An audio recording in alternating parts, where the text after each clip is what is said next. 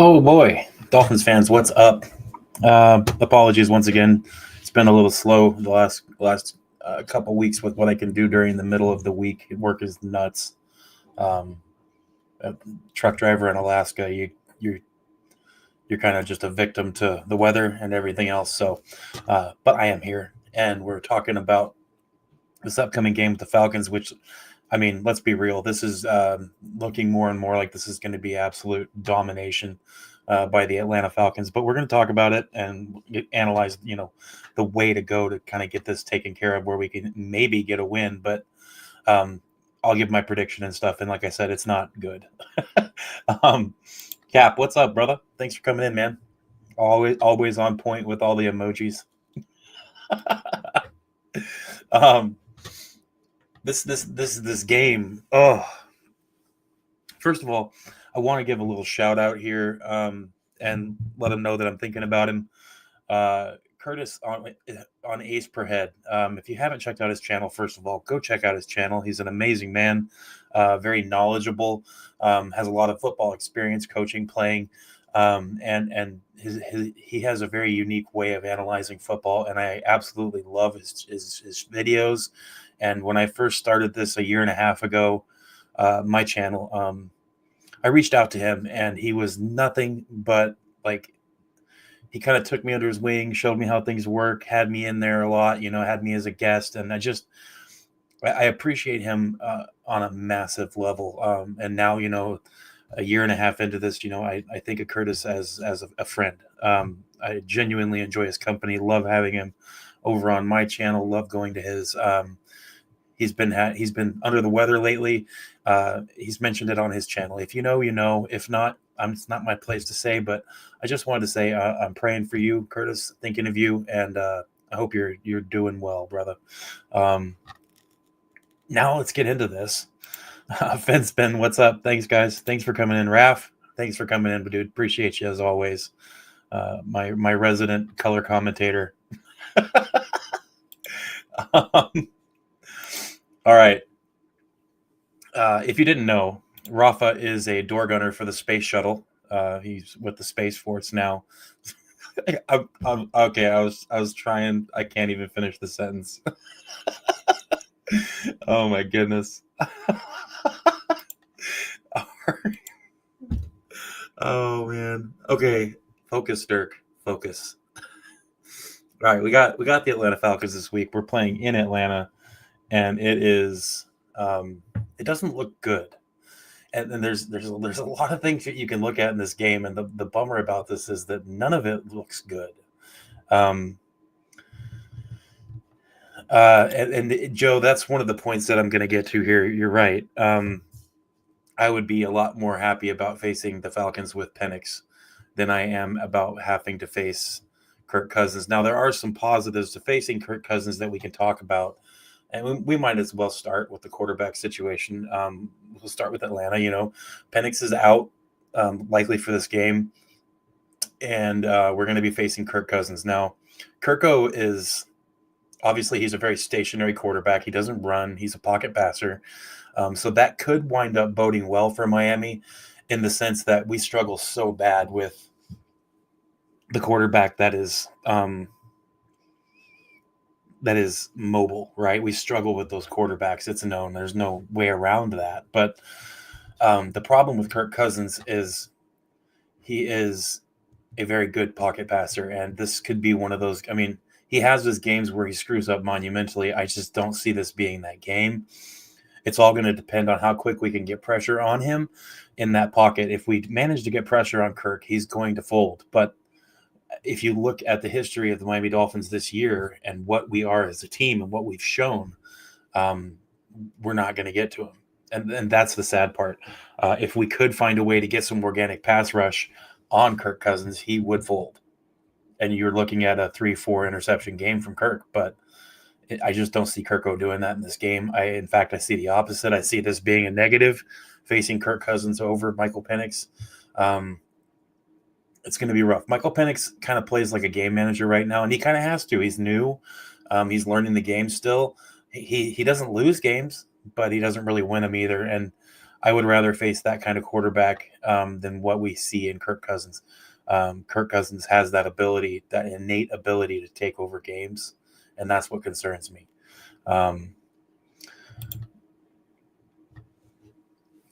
yeah, yeah, yeah. It could be good.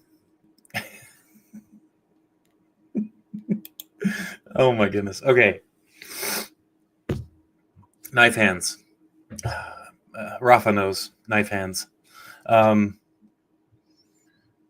yeah, they will, dude. Totally. They'll definitely have them. You got to. Then at that point, they'd be Space Marines, and that's like a fantasy from most science fiction books. If anybody likes like military science fiction, like I do, I love it. Um, that's like pretty much the only kind of books that I read.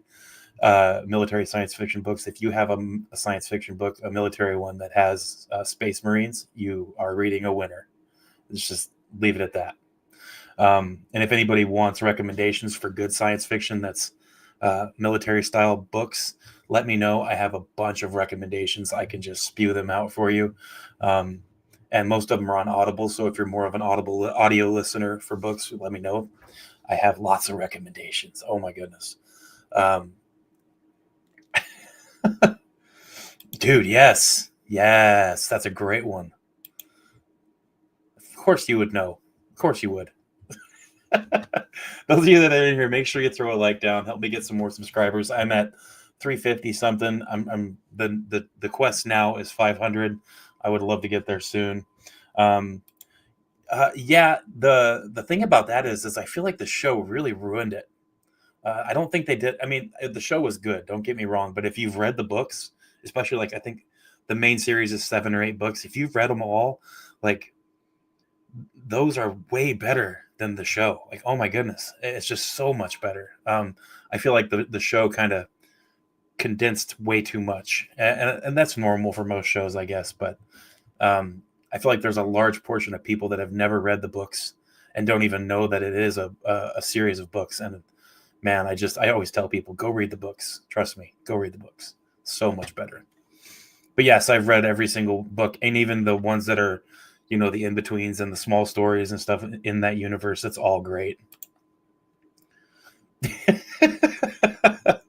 Yeah, that I mean, it sucks right now. It's hard. I have this little tablet here that I carry around with me when I go when I drive. I'm a truck driver, so when I'm working, I just plug that in and just let books play. So I'm always listening to audiobooks.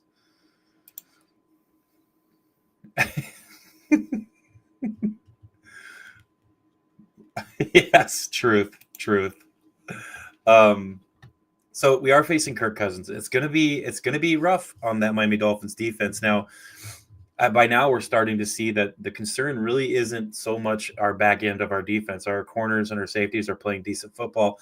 However, we got to take that with a grain of salt. Part of the issue is that teams are just not passing against us because they don't have to. And if you don't have to pass, why would you pass? I mean, if you can just run the ball all day, just run the ball. Finspin, man, audiobooks, bro. Audiobooks. It's a lifesaver.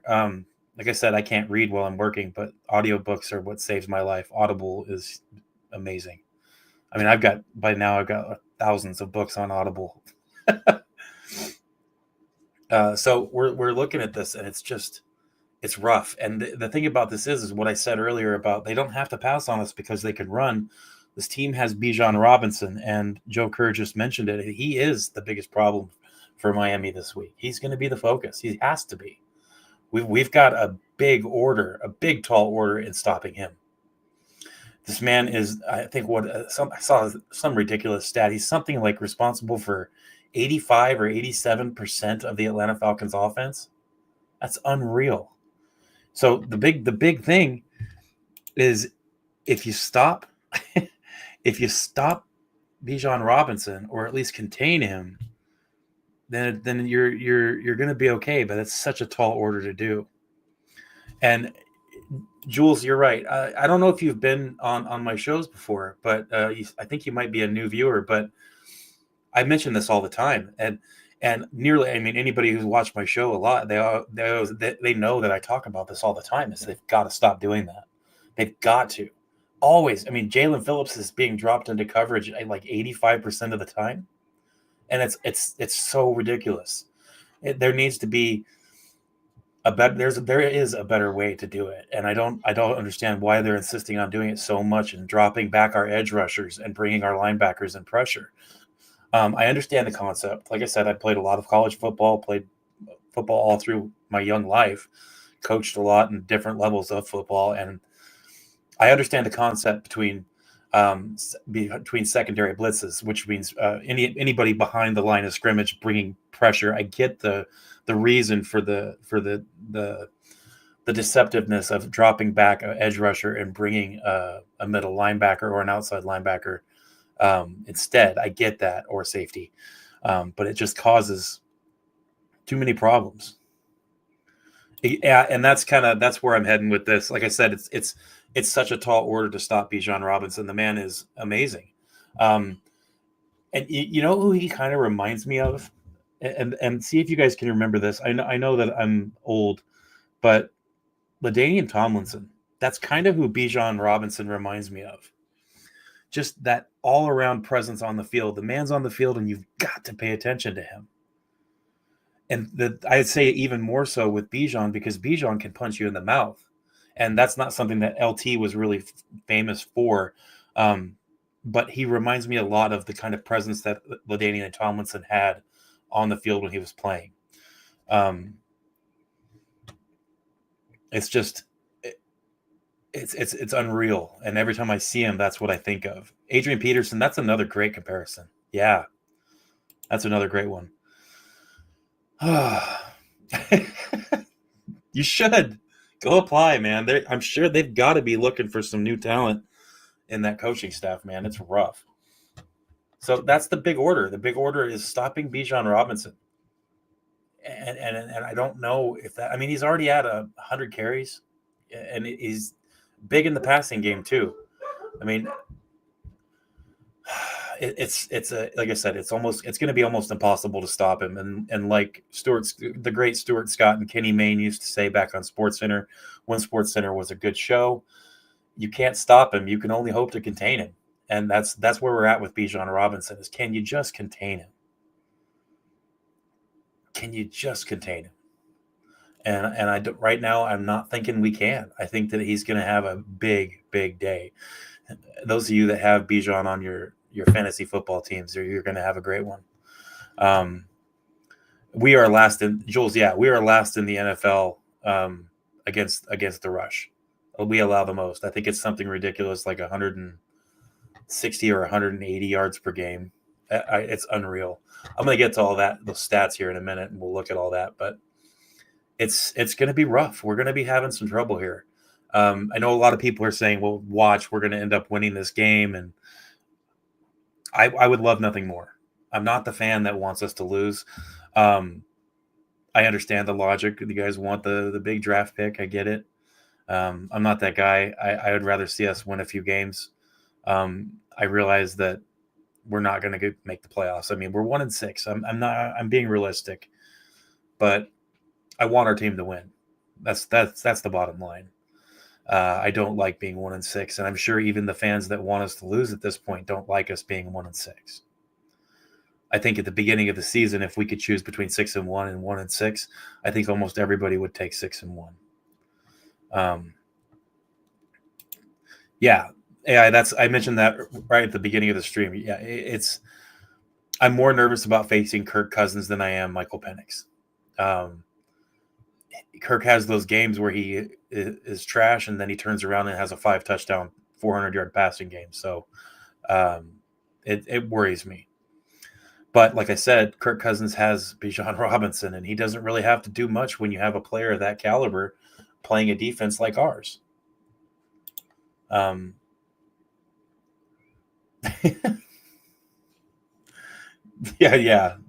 It's not looking great. So we'll see.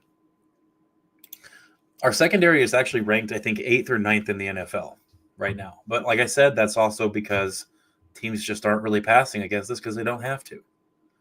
So it's going to be interesting how this ends up turning out. Like I said, I want us to win. I don't see it happening. I'll give my prediction and stuff like that in a little while here. Alake! What's up? I'd rather play Penix, to be honest. Yeah, Kirk's coming out with something to prove. Not good at all. Yeah, that's kind of where I'm at with it, too. Like I said, I would really, really like to have Penix in this game instead of Kirk Cousins. So, down with Kirko. Looking at the injury report, not much that we really are expecting anything different other than, Darren Waller and Julian Hill are out. So both of our tight ends that have been getting most of our snaps, or if not all, except for a couple, those guys are out. And we brought up Dulcich. Yes, that's how you say his last name. Everybody is butchering his name, and I'm not picking on anybody here, but just so you know, the way you pronounce it is Dulcich. Dulcich, okay? Moving on. Dulcich is going to be getting a lot of play time here. He is one of those pass-catching tight ends. He's a little physical, so he does have the ability to block.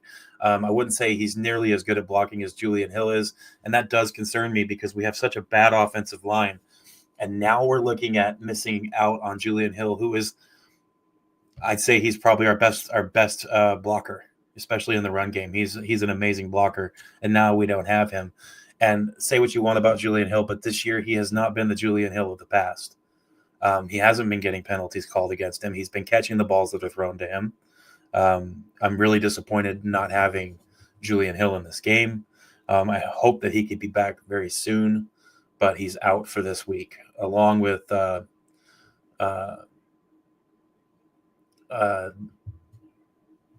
Waller. Goodness gracious.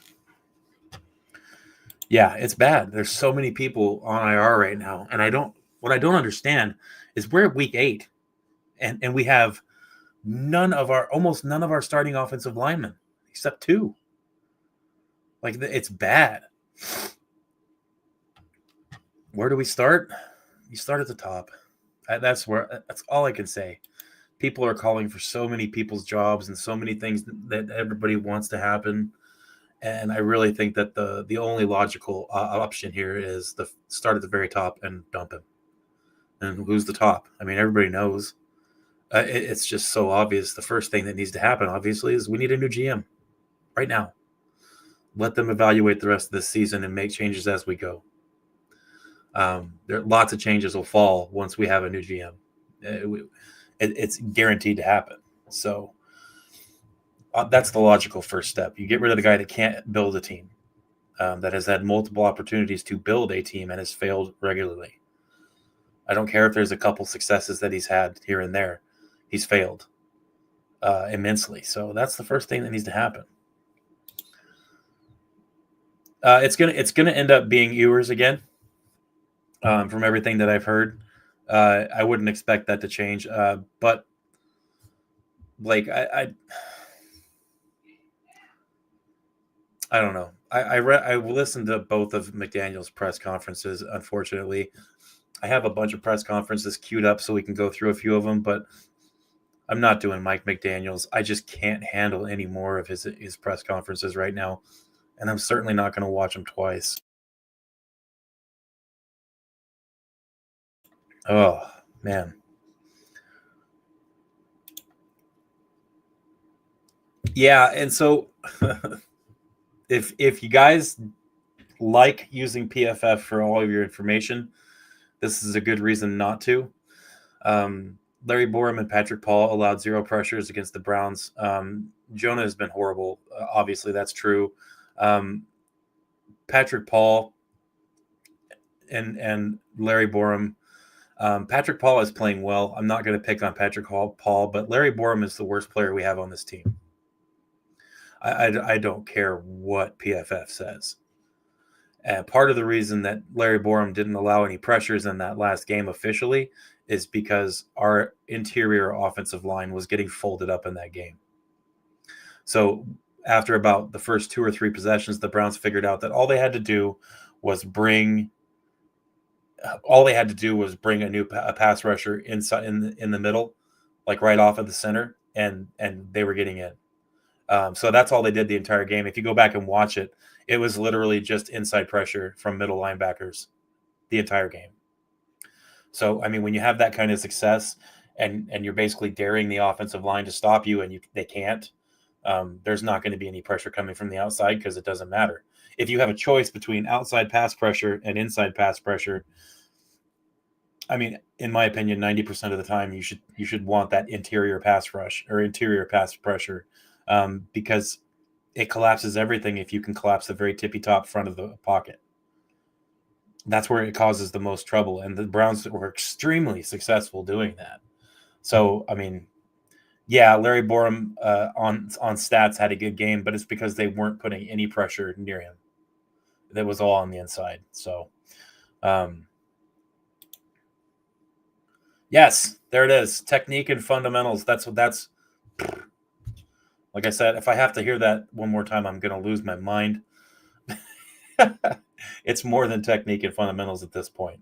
And I'm sure you agree, Finspin. Like, it's just crazy. Ums and uhs. Yep, got to have it. Got to have it for a Mike McDaniel presser. It's unreal. So let me look at some stats here. Right now, according to ESPN Analytics, the Atlanta Falcons have a 65% chance to win this game. Miami Dolphins down there at 34.5. It doesn't look great. It could be a lot better. Stat-wise, and like I said, take the stats with a grain of salt. You know, stats are only half the story of a football game. So it is what it is. Let's see.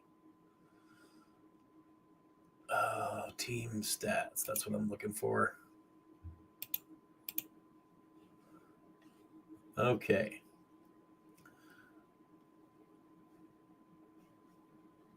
All right. Our offense is rough.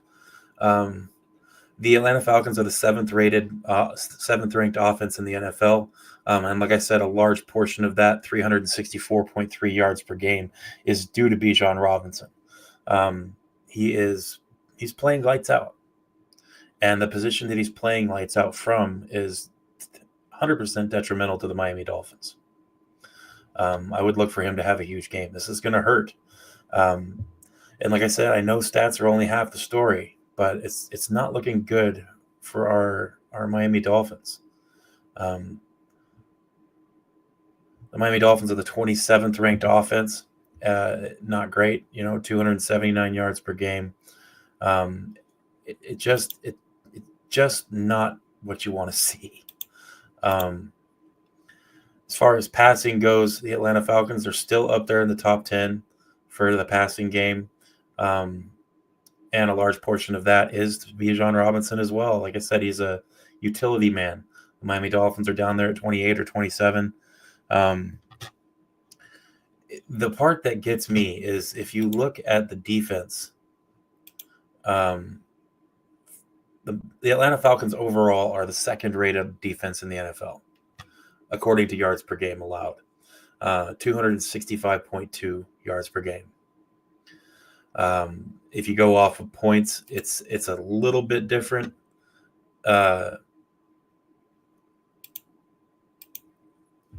They are eighth. Yeah, the Atlanta Falcons are eighth when you go off of points per game allowed. Just under 20, so that's 20 points per game, roughly.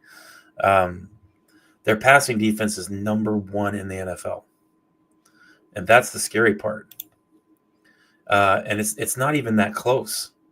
I mean, the Atlanta Falcons allow 265 yards per game,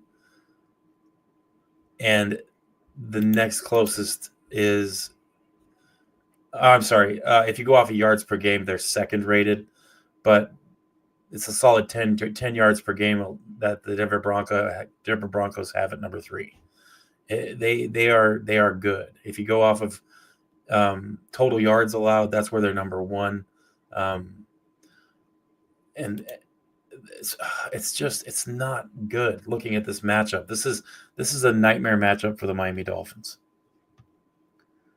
It's a nightmare. It's not going to be a great game to watch. At least, if you look at it from the stats alone. But if you look at it from the other intangibles, I just don't see an avenue for us to win this game. There is a way. There's always a way to win a game, right? I mean, that's why they play them. Some team could have a bad game and another team could have a good game and things could turn around, but I just don't see it happening in this game. As far as Tua goes, oh, man. This could be one of those back-breaking games for Tua. I would not be shocked to see Quinn Ewers in this game at some point, especially if teams play up to capability in this game. If the Atlanta Falcons secondary is as good as they have been in this game, as they have been in the rest of this season, if they're that good in this game, Tua's going to have a bad one. And that'll be 3 straight bad, horrible games by Tua. That's it right there. You need to run, and not only that, there needs to be a commitment to it. Like, they need to treat it like it's the only way we're going to win this game. They need to run the ball.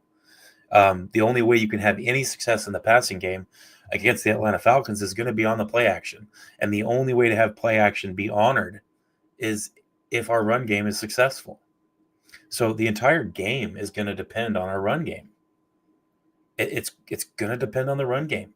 And since our offensive line is absolute crap and being and depleted, half the guys that we're supposed to start are out still in week 8.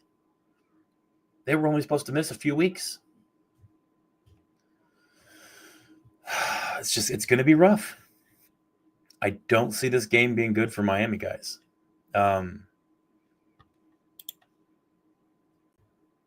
Lenore Sellers just threw a pick 6 because his receiver tossed the ball to the Bama defense. Well, I mean, I would rather see that from our team than what I'm seeing from our quarterback just throwing the ball away, making horrible pass after horrible pass. The bummer about it is I know he's better. He can do better than that. Like, we've seen Tua do better. It's just this year he's just regressed so much. And we can say what we want about it. I don't know what. I wish I knew why. I mean, I have my theories, and it lines up a little bit with what Dudley Do-Wrong says. I really think it's a hip injury. It's made it to where he can't put anything on the ball, and we already know that he doesn't have the strongest arm in the NFL. But when you have a hip injury, you can't put any zip on the ball, because where does all that power come from when you throw a football? Most of it comes from your hips. It's not your arm.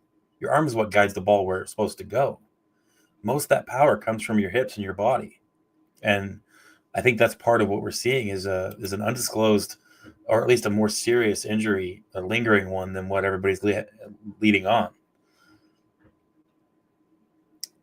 Achane and then Waddle force the ball. Screen Queen Achane will lead team in receiving yards. Probably.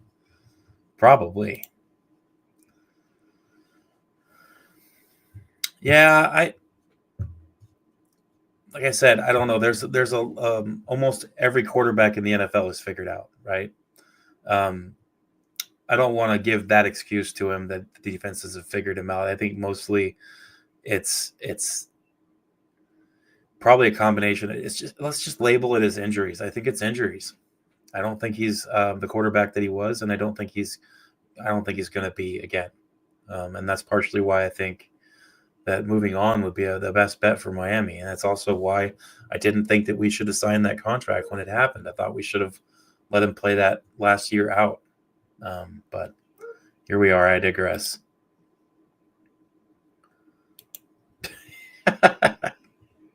True. Oh, man. Yeah, and that's another thing. You're right. If it's an injury, there might be a way to get out from under his contract, and there are ways. I guess I should make an actual video about his contract alone, because there are outs and there's ways to get out from underneath him without owing a crap ton of money. I know we do owe it, and it keeps us from just getting rid of him, but there are ways to move on from Tua and not owe a ton of money, and that's ideally what you want. Otherwise, it doesn't make sense to get rid of him, right? Basically, what we're looking at in this game against the Falcons is a low tier offense at least production-wise, was just the Miami Dolphins against a high-octane defense. High effort, high talent, very, very fast defense. Like, I'd say the fastest defense in the NFL for sure. Speed-wise, nobody's faster than the Atlanta Falcons. And that's where the concern is our offensive line going to even be able to do anything against this defensive pass rush?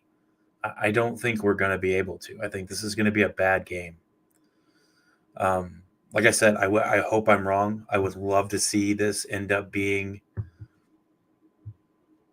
I don't know, a good game. Maybe I would love to see it. I'd be so happy to come on here Sunday and have good things to talk about.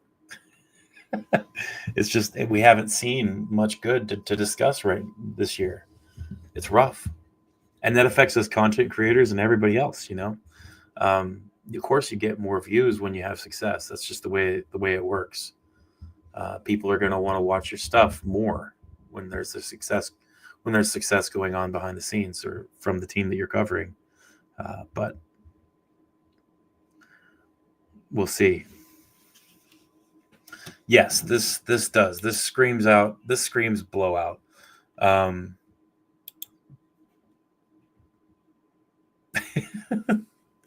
I guess I should cover all this and talk about this. If we lose this game, what do we think is going to happen?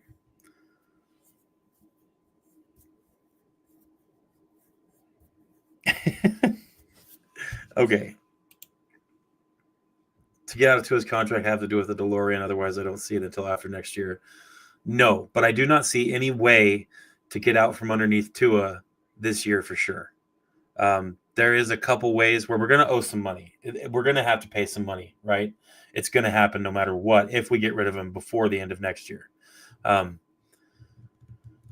But there are ways to make it doable at the end of the season or right after the draft. That's the most logical way. But it's no way is going to save us, make it to where we don't owe any money. We're going to pay money no matter what.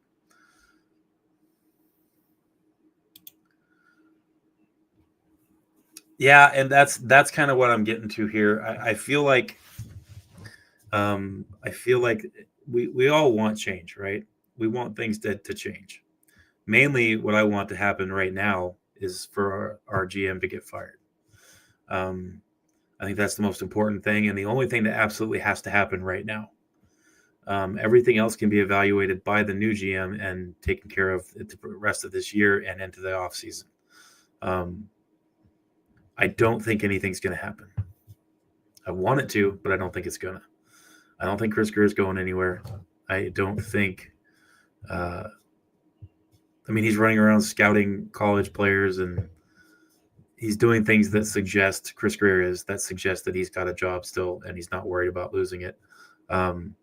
Which sucks because if we wind up with a real good draft prospects this year, good draft placement and things like that, the last person I want in charge is Chris Greer, and that's what we're going to wind up with. I don't think the Dolphins, barring some kind of major change of heart by Stephen Ross, I don't see Chris Greer getting fired. I don't see Mike McDaniel getting fired. In fact, honestly, I think it's a mistake, but if anything, I see Mike McDaniel getting fired before Chris Greer, and I don't want that. I do think Mike McDaniel probably is going to lose his job, but I don't think it should happen before Chris Greer. It's like that's my analogy is trying to put a fire out by spraying the water 20 feet away from the base of the fire. It's not going to do anything. It's just not. The thing that needs to happen, the most obvious, is Chris Greer's got to go, and it's not going to happen. I don't see it happening. I want it to, but don't think it's going to happen. I believe by the new football year, we will have a new GM. Ross already stated Chris Greer moved to another position in the franchise. Yeah, but that's part of my problem too. Chris Greer getting moved to another position on the team. I don't think that's a good move either. I think that's letting him keep his grubby little fingers on this team. And that's the problem. Yeah, he shouldn't have any position in the franchise. I want him gone. And 99% of fans want him gone too. Yeah, that's what I'm saying. It doesn't make sense. It is the definition of insanity. Absolutely. Oh man, I agree. They need to be out of control of the team and stop. But the thing is Mike McDaniel doesn't have that control. It's not Mike McDaniel. Um, Mike McDaniel's got his own issues, right? And there's a reason that most of us want him gone too. But I think that it's foolish to say that we want Mike McDaniel gone, but we don't want Chris Grier gone. And the people clamoring for Mike McDaniel's job, they need to add Chris Grier to the front of that sentence. Chris Grier and Mike McDaniel.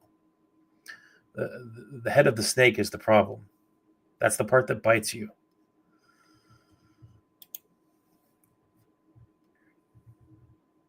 It could be, but there's a couple in-house hires that I think would be really good.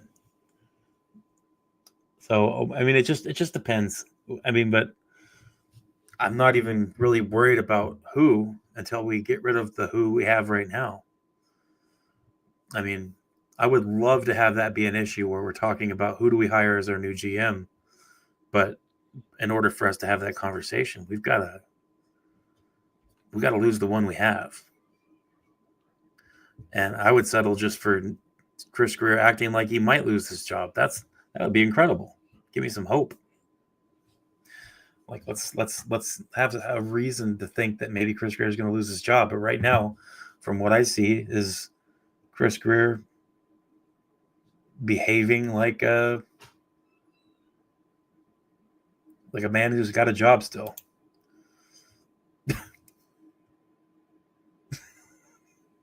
Thank you. Oh, I know. It's rough. It's frustrating as Dolphins fans, Rusty, because we know what needs to happen. 99% of the fan base knows exactly the things that need to happen to make this right. And we just don't see it happening. All's well, except for the Miami thing. Yeah, everything's great, dude.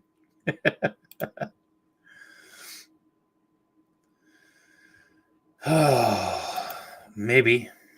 I don't know. I think there's something going on because it seems like Chris Grier's got Stephen Ross by the balls, and I just don't know why.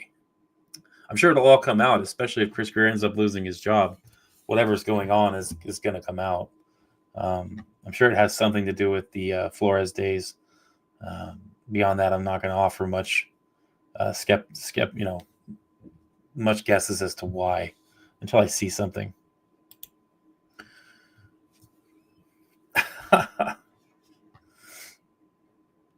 That's true. The Dark Waters ones are the only uniforms we won in this year.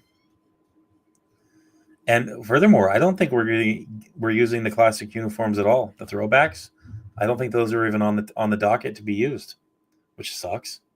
I love our classic uniforms. Why do you think I always wear my Dolphins helmet backward or helmet? My Dolphins hat backwards. This is why. Because on the back or on the front is the whale logo, and I don't really like it. Never have. Never really liked the whale logo. So until we get a change, I'll be so happy if we change that. Hey, Liz, welcome to it. That's true. We can't lose them if we don't play in them. They're trying to keep the win-loss record with the classic uniforms, so they're not going to let us play with them.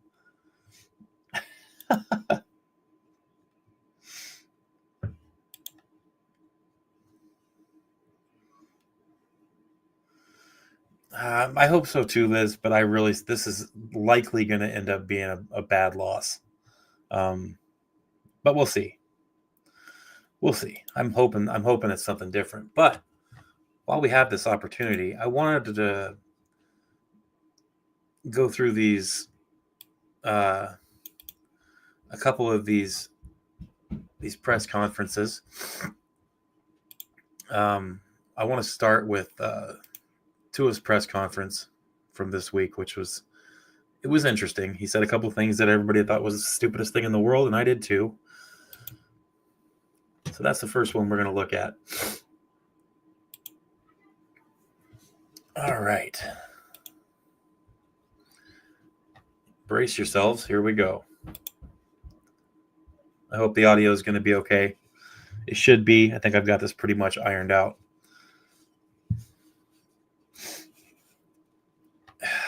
Man. I'm not sure what is going on with Tua, but he is, man, phew. I would almost just rather see Quinn Ewers start this game at this point. And Quinn Ewers isn't like, the godsend of the football team. Everybody needs to give it. What's going on?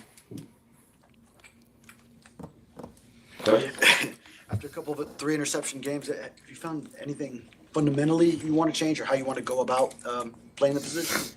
Yeah, who said I throw interception in bunches, right? Okay, yep. Good one. Like I said, I don't really like press conferences too much, but that was a good one by Tua, just immediately calling himself out.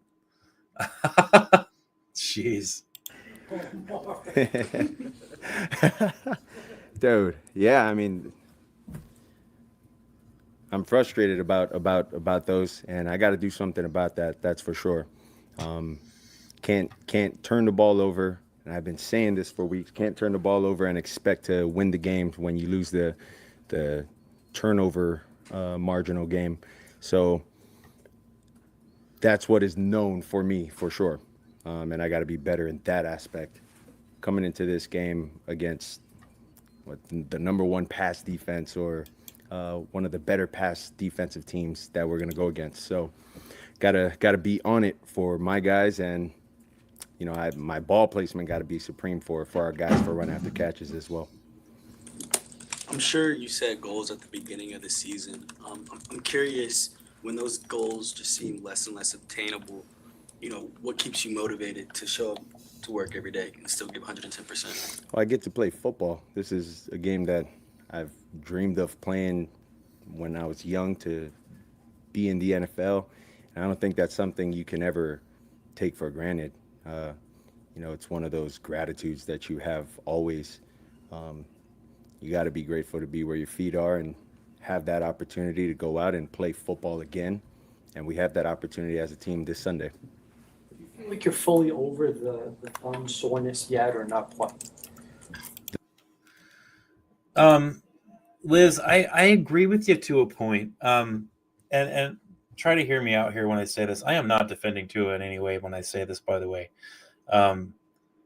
In my limited experience, playing college football and high school and everything else, when it's time to work, it's time to work. Now, like I said, we got examples of Tua and McDaniel and Tyreek Hill and everybody else laughing and having a good time on the sidelines in the middle of a loss. So I'm not excusing any of that. But during a press conference, I'm a little more able to excuse a smile and a joke, just because, when we had to do it in college, you had to kind of turn off the game stuff when you went and did an interview, or even when you were just answering questions for a newspaper. It's different. I don't know how to explain it. It's just, you have to kind of turn off the game mentality when you're giving an interview or a press conference. So I'm a little more able to, I guess, excuse what he's doing right now in this press conference, making that little introductory joke and kind of smiling a little bit. I would say this is more, they have pre-press conference meetings with a lady who runs everything. Her name's Ann, and she kind of tells them, hey, you got to, yeah, Liz, I just said that. Yes, he was smiling after interceptions on the sideline. Right. But what's more unacceptable, the smiling or the interception itself? And that's where I'm focused on. I'm focused on the gameplay and the fact that he's playing like trash. That's more my focus than what he's doing on the sideline personally. People can be upset about whatever they want, though, for sure. Okay, let's get back into this. Sorry, guys. The thumb soreness? Yeah, yeah, it's good. How do you take when Mike, do you chuckle, do you shrug when Mike says like, you're going to be the starter and my expectation is we don't throw 10 picks? Yeah, I mean that's true. No, like you don't want anyone that's going in there to hinder the team from being able to win a game, right? And as I said, earlier, you go out there. Like for me, I go out there with the expectation to help our team win. You turn the ball over. You turn the ball over the way I've turned the ball over this year. You can't expect to help the guys win the game. My job as a quarterback is to get our offense going, just march down the field, put points on the board, regardless of what that looks like. 3, 6, whatever. So he doesn't care he's getting interceptions. He should care because he's QB. I think he does care. Problem is he's just not showing it, right? We can all agree there. He's not showing it. He's playing like trash. Absolutely. And he needs to show a little more concern for that for sure. He's talking about it here, but is he actually going to do it? I don't think so. I don't think it's going to happen this game. I think this game is going to be another close to 2 or 3 interceptions. I think this is going to be another bad game for Tua playing against the best pass defense in the NFL. If it's something different happens, I'll be super excited, but I don't see it. He needs to show a little more concern for how he's playing for sure. You can't just say it, right? And that goes into what Ralph is saying here. It becomes fake accountability at that point. He needs to show that he cares more for sure. I'm not saying he cares. I'm just saying I think he cares more than we think. I don't think it's enough. I'm agreeing with you. I don't think he's showing enough. I think he's being a little too dismissive of it. And he's got to focus down more. That's all there is to it.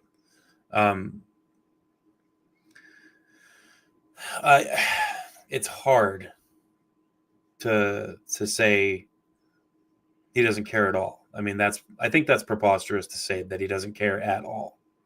I mean, that's one of those situations where we're taking an extreme position, right? That would be just as weak as me saying, "Oh, he totally cares a ton. He cares more than anybody else on the team." That's ridiculous to say that. I think that, like most things, if you take an extreme opinion, if you take one of the extreme opinions, you're not where you need to be. I think most of the time what reality is somewhere in the middle of two extremes. And this situation is no different. Obviously he doesn't care enough. He doesn't show the care in the games. He's not progressing. He's not doing the things that he needs to do to improve. And I think part of that should be shown more. I think he should show more caring. I think he should show more concern for how he's playing. I agree with you there. I just don't think it's at 0 for his caring. I mean, he has to know that if he has a bunch more games like he's had the last couple, I mean, he's going to be looking for a job, regardless of what he's owed. I think everybody on this team needs to take accountability. I think accountability is something that's lacking. I mean, everybody talks about it, but do they actually do it? Do they actually show accountability? No, nobody does. That's part of the problem here. That's the big problem. That looks like, right? And you can't do that when you're turning the ball over. So that's what I got to say. Mike has seemed to be like overwhelmingly supportive from the moment he called you from the plane, I believe. For sure. Has there been some recent moments of like more like tough love? Oh, always. And you got to have that in a relationship. Half these players in the NFL would be out of the league if they were playing in the 90s era of football. The 80s and 90s were killer. Half these players in this league would be out. No, none of them could handle it. And there's research, and other YouTubers who have actually done a lot of research on this and have actually put forth a lot of interesting information that kind of shows that the players these days, they would not be able to hack it. Period.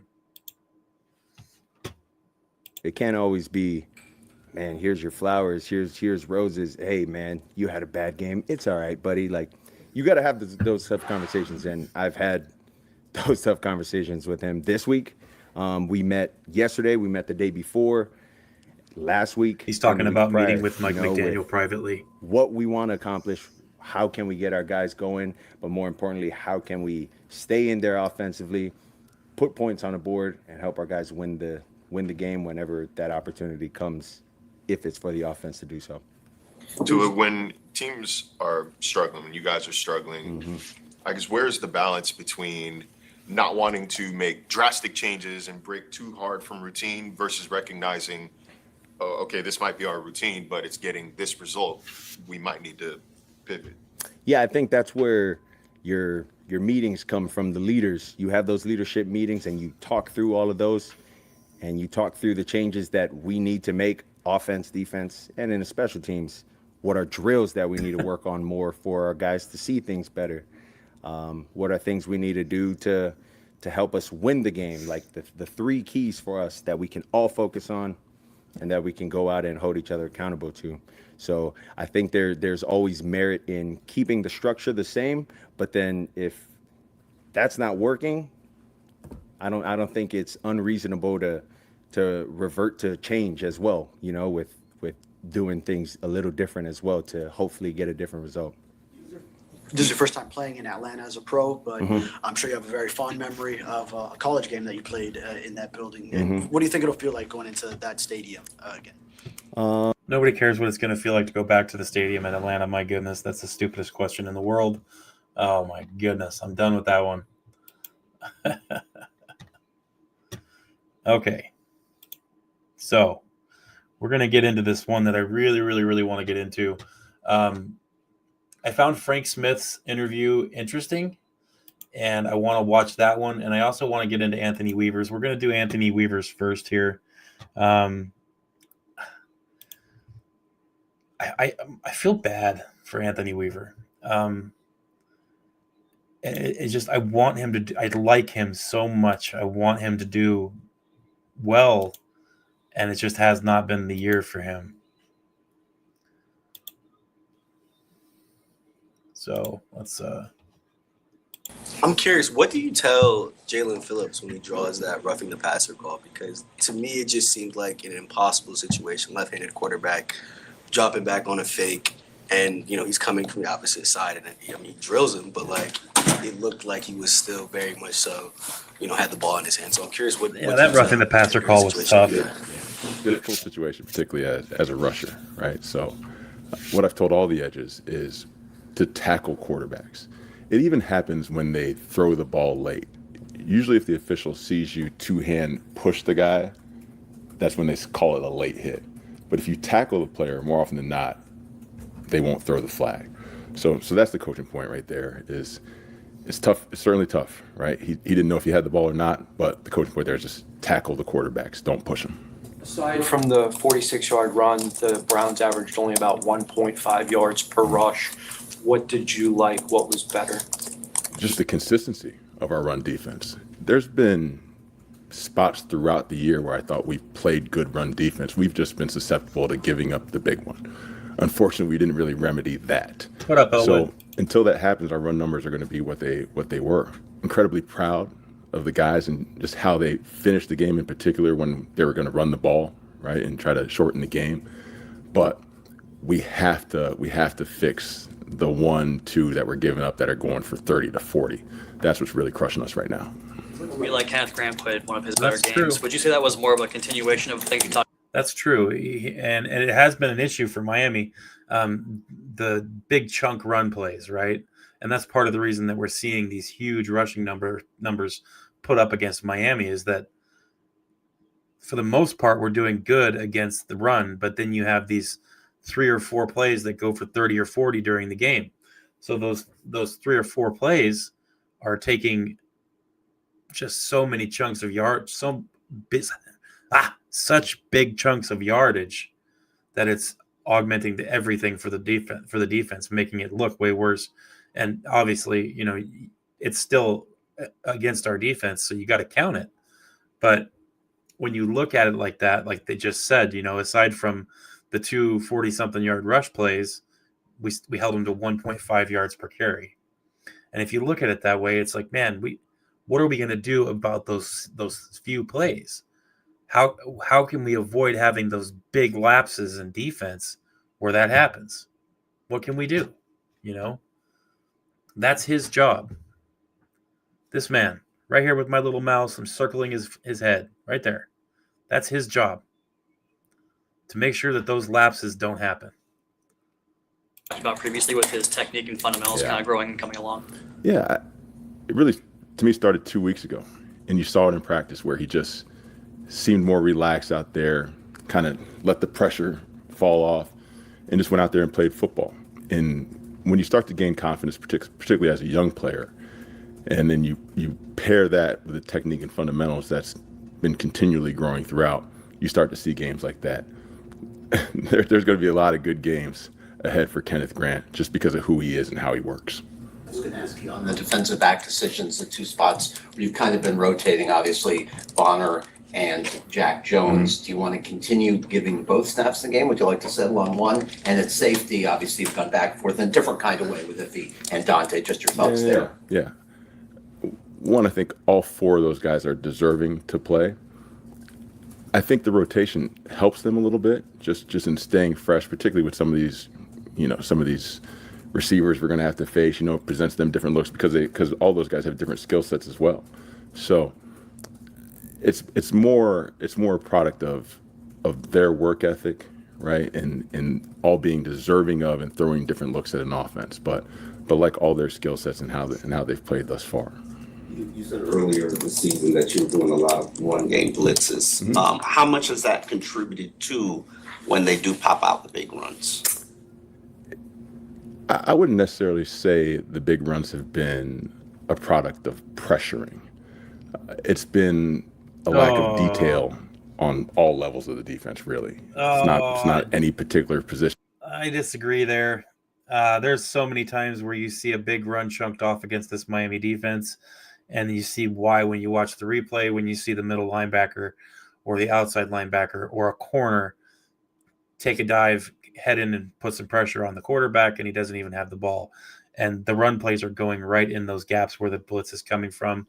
I disagree with what he said there. That's one of the few times that I completely disagree with what Anthony Weaver is saying. He has to know this. I don't know why he's saying what he's saying now. Groups, not front, back seven. If it gets through the front, it's usually because of either a breakdown in technique or fundamentals. There it is. Edge. Somebody getting reached, somebody get out, something like that. All right, he said it. I'm done.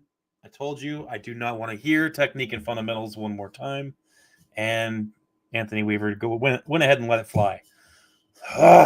Jeez. We know it's technique and fundamentals. You guys stop saying it. Stop saying it. It makes no difference. You cannot say that that's the reason. As much as we know that that's constantly the thing, you can't say that. You can't use that as a reason. It shouldn't be a reason. It can't be a reason in the NFL. Technique and fundamentals. That's something that a coach would say in high school. It is more than technique and fundamentals. I'm sorry. We know it's part of the problem. It shouldn't be. And whose fault is that? That's the coaching staff. Right there. This coach. It's on you, Anthony. I love you to death, but brother, you've got to fix this. You. Oh, enough with the technique and fundamentals crap. Man. Oh, I need to breathe. And then once it gets to the second level, we got to get the ball on the ground. And ultimately, a lot of times, unfortunately, that falls on a safety who's in a very difficult situation, right? You got a guy with a two-way go a lot of time. You just got to find a way to essentially draw the charge and get him on the ground. So I wouldn't say run pressures have been the result of our long runs getting out. It's more just technique, fundamental flaws across the board, which ultimately falls on me, and we got to get that corrected. There you go. John Robinson remind you of anybody from past days? Yeah, a lot of fast guys. I think, I see a little bit of Chris Johnson when you see him in terms of his just all-purpose yards, how quickly when he makes this decision that he wants to get downhill, how fast he does that. and his ability to catch the ball out of the backfield too. Maybe a little bit of Marshall Faulk in there, right? It's funny because I brought up the Patriots Rams Super Bowl, right? The greatest show on turf, because it's obviously a little bit reminiscent of that besides our record. But they have weapons all over the place, right? And we're going to have to muck this game up a little bit for us to go out there and play successful. We've got a Jack Jones question for you because he always makes me smile. Yes, exactly. So he always makes me smile and laugh, whenever I talk to him. And I told him I'm going to do a story called "You Don't Know Jack" and just let him go off on topics. Yeah. Tell me about being in a meeting room with Jack. Yeah, Jack is interesting to say the least. I tease him because sometimes he just has some crazy questions for me. He'll be like, "Yeah, Coach, I know you like that defense, but what if it's a night game?" I'll be like, "Jack's still gonna be the same." But no, I tease, but I love Jack. He keeps it interesting. Let's say that. And again, he loves the game. He's energetic. He's passionate about it. So he's a fun guy to be around. How close to sorry. A lot of S words and F words. When I hear him. Yeah, for sure. You're gonna get those. How close to ready do you think Jason Marshall might be his first practice back, and how would the reinsertion of him change the dynamic? Yeah, tough to say, right? Just based off the limited reps we saw from him yesterday. Still have to see how he progresses throughout the week, but he'd go back to the nickel spot for us, right? And that would enable us to play Minka more at safety than we have been thus far. But again, it's still very early because he is a rookie. Don't quite know how he's going to respond and the confidence he's going to be able to play with right away without getting multiple reps. It's just to that point, just what has the education process been like for him, during this long layoff? What has he been like? Has he been, I'm just curious, just what has this process been like for him now that he's getting to see a lot of tape? Yeah, I mean, you've been around that kid enough, right? You're never going to get a lot out of him verbally. The one thing you do know is that he is locked in and he's always paying attention and absorbing, even if you don't get the necessary feedback to know that. But as soon as he stepped on the field, you could see that, it's not a matter of recall for him. He's been locked in the meetings. It's just going to be about refining his technique fundamentals, gaining trust in the hammy, right? And then going out there and just getting his wind right to go out there and play multiple reps. We breather of the roughing the passer calls legit. I mean, yeah, they threw the flag, so I don't want to get fined. So, yeah, you try to set me up, man. No. It sounds like Are they things that you would send into the league for clarification? The ones that have hit us really all throughout the season are the ICTs, right? Those have occurred particularly on big downs for us, right? Yeah. The third and longer situations. I incidental remember early contacts season, you go are back to ridiculous this Indy, year. New England, we're second and long, we're getting called for ICTs. Those penalties we got to clean up because we got to make sure if those are being focused on by the league, we obviously have to adjust the way we're playing. How would you assess the play of your three premier edge rushers this season? Yeah. Well, let's see Bradley how honest Chubb, he is here. Let's start with him. I think he's been everything you could possibly ask for, right? He's tried to be a force in the run game as a hammer. He's obviously been able to affect the passer with his rush. And just from a leadership standpoint, he's been off the charts in the midst of some dire times. Jalen Phillips is the energizer bunny, right? Does that guy still exist? But he flies around, right? He plays with reckless abandon. You know you're going to. Yeah, if only you would let him actually do his job. Let him play a little bit instead of constantly making him drop back into coverage. That would be fantastic, Coach. Taking your best edge rusher and putting him into coverage 90% of the time, not what you want to see. Not going to help. There's so many things that are just off right now, guys, with this defense that I just don't understand. You feel bad for a lot of these guys. It seems like just like what Elwood said, there's just a lot of scheming going on that doesn't really help the players. It's not based off of what these players can do or are good at. And that's kind of the problem, is you need to have players that can do what the scheme is. And if the scheme is not fitting the players that we have, then we need to change the scheme, period. You have to. You can't continue with this.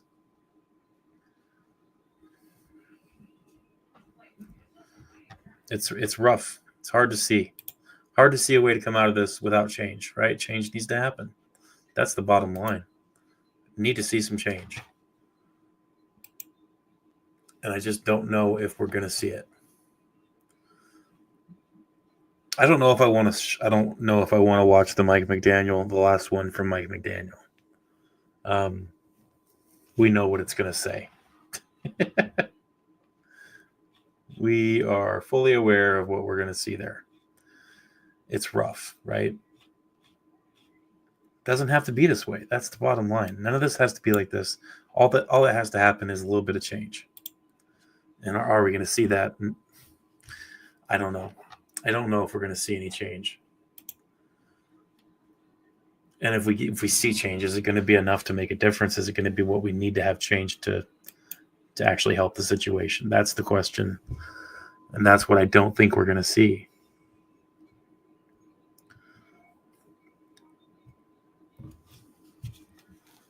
And see this, Liz, you're forgetting a very important part of this. You're forgetting the most important part. It's not Mike McDaniel. It's not Tua. It's not Weaver. The most important change is Chris Grier. It has to happen first. First and foremost, Chris Grier needs to go. The reason everything is here and set up the way it is because of Chris Grier. Not because of Weaver, not because of McDaniel, not because of Tua. It's because of Chris Grier. The blame needs to be placed where it should be, first and foremost. There we go. There it is, Liz. There it is. I like it. You're not wrong on any point. I want to add that, Liz. You're not wrong. They all need to go, I think. I agree with you. I just think that this one is the most important one. And I think most of us can agree there. It doesn't make sense to start anywhere else other than the head of the snake. Until this happens, any other change is just going to be putting a Band-Aid on an open gash wound. It's just not going to make a difference.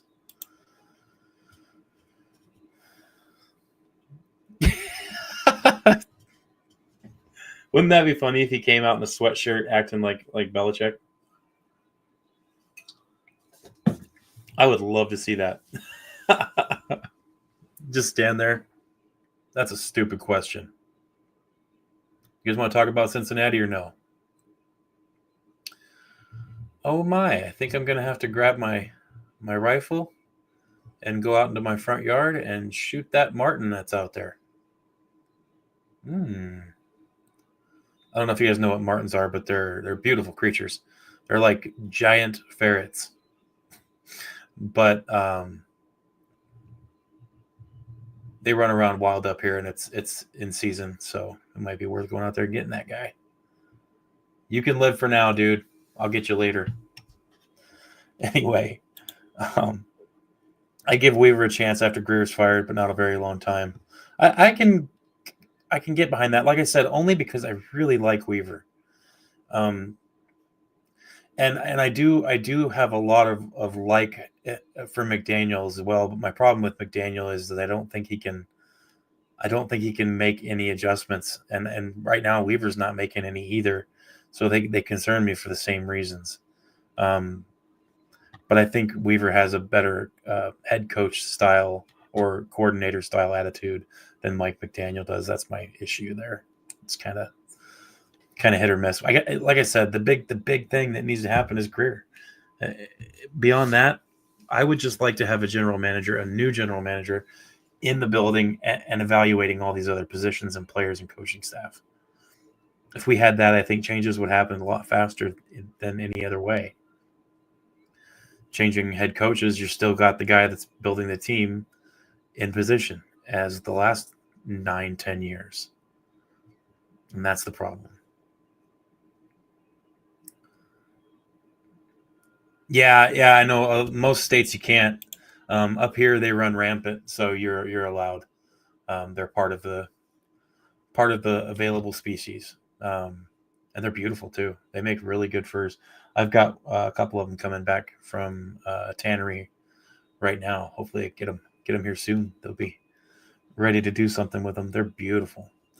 But they're very detrimental to the ecosystem. So those of you that are not hunters or anything, relax. It's one of those critters that don't help the ecosystem, and that's why they're part of the available critters to shoot or trap or hunt. So, like I said, I don't waste anything. So whatever we kill, we use. But I do appreciate you guys being here. I hope you guys haven't lost total faith. I mean, I know it's hard being a Dolphins fan, especially when all this stuff's going on. But don't give up hope all the way. Like I said, things will get better soon. Likely going to get a little worse before it gets better. But sometimes that's the way things are. But we will see something better. Neither, Elwood. Neither. Neither. Congrats to the uncle. Yeah, man. And that's hard right now because you have to get chosen you have to get drawn to be able to to hunt a moose. Liz, no. What I do will if we get one of those, like a marten, we'll use the fur, right? And I paint, my wife paints skulls, so we'll use the skull and the fur, and then for the actual meat, they're not considered edible. Nobody should ever eat a marten. It's kind of like fox. You shouldn't eat them because they taste horrible. They're scavengers, right? So scavengers aren't going to taste good. So what you do with the meat, like us, we use them for trapping, for bait, for that kind of stuff. Like I said, no, we don't do the big, massive meat claw jaw traps or anything like that. We're humane hunters. We use leg snares and we check our traps every day. So, but we use that kind of stuff for bait for fox and things like that. Fox are on that list of very huntable animals up here as well. So that's what we do with it. No, not dog food, but we use it for bait. Also for bear hunting, you throw that meat in a bear bait barrel, and that's what we use it for. So every piece gets used of everything we hunt. We don't throw stuff away. So I do appreciate you guys being here. Thanks for listening to me yammer away about this team. I hope you guys all have a fantastic rest of your weekend. I'm going to be on tomorrow. I could be on for the game. I'm not positive I'm going to have time or not, but if I'm not on during the game, I will be on right after the game to talk about it. Come join me. It'll be a therapy session. I'll have the link up so you guys can jump in and tell me what you guys are thinking. I love those live streams where I have you guys on to talk with me. It's always a good time. I enjoy it so much. Make sure you guys throw a like down. If you're new, please subscribe. I won't let you down like our team does. And if you do feel like donating, Cash App is at the bottom of the screen. Don't feel like you have to do that. It's not anything I expect or desire for anything other than I use the funds for this channel for keeping things going. I hope you guys have a fantastic weekend. I'll see you tomorrow. Make sure you're there. Turn those notifications on if you want to get notified when I'm doing live. And we'll talk to you guys next time. Fins up. Stay hopeful if you can. And we'll talk to you guys later.